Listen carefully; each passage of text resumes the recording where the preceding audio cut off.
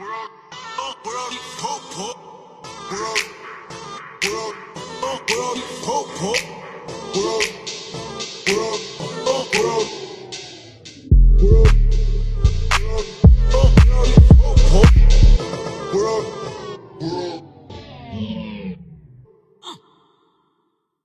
là le mec il me dit mais pourquoi tu fais ça?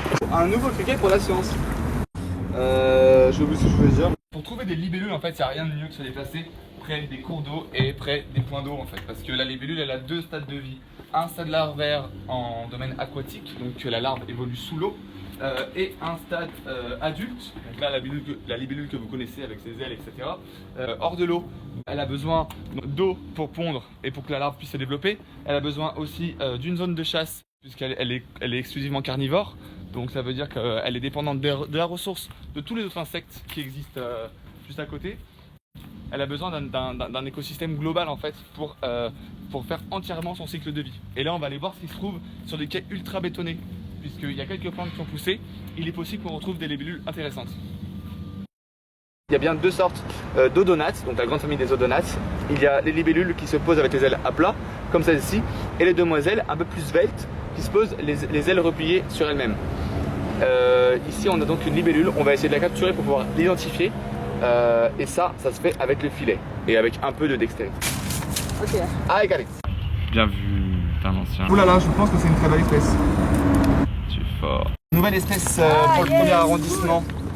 Elles sont toutes carnivores, donc elles ont des belles mandibules avec une vision complètement à 180 degrés. Elles voient derrière elles, devant elles. Elles ont plusieurs dizaines de battements d'ailes à la seconde. Elles peuvent faire du surplace, elles peuvent faire des allers-retours. Et ces ailes là, je suis pas en train de les abîmer parce que c'est de la chitine, hein. C'est un matériau en fait qui est beaucoup plus résistant que l'acier trempé. Vous faites des belles prises de vue là. À la recherche du Caloptix. Tout à fait. Putain, il y a l'anax qui vole au-dessus de ta tête, mec, je pète un gros câble. Tu vois l'ombre qui vole là? Il est juste au-dessus de ta tête. Ok. Voilà, il est là. Oh putain, il est là, juste là. On vient de voir passer une des plus grandes libellules de France, il s'appelle l'anax. Du coup, on a imaginé une petite stratégie et il y en a un qui va se poster avec un filet là-bas et l'autre là-bas. On va se faire des signes.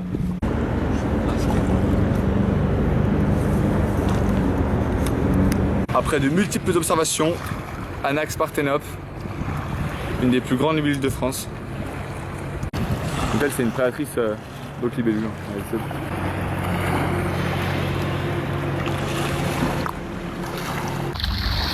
Et les éléments se déchaînent contre nous. Et de l'autre côté, là où c'est tout bétonné, là où ça a été refait récemment, il n'y a juste rien, puisqu'il n'y a pas de plantes aquatiques et il n'y a pas de plantes de rivage.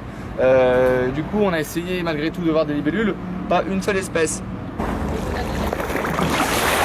Oh putain! Ici la position de reproduction des odonates, donc ici c'est l'agrillon élégant, c'est ça?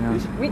Ok, donc l'agrillon élégant, donc le mâle saisit la femelle au niveau de la tête et la femelle rabat son abdomen au niveau du mâle pour la reproduction. Donc il y a bien de la reproduction ici même de cette espèce. C'est intéressant, c'est une espèce qui a besoin de végétation en bordure de rive pour se développer. Et donc ça fait plaisir de la retrouver dans un lieu aussi urbanisé. Et c'est assez intéressant de la retrouver ici parce qu'il suffirait en fait qu'on laisse quelques bandes boisées, quelques bandes végétalisées comme celle-ci, que vous voyez là, pour obtenir une vraie diversité. Et ça en ville c'est tout à fait possible, c'est juste de se donner les moyens. Et c'est un peu long. Hein.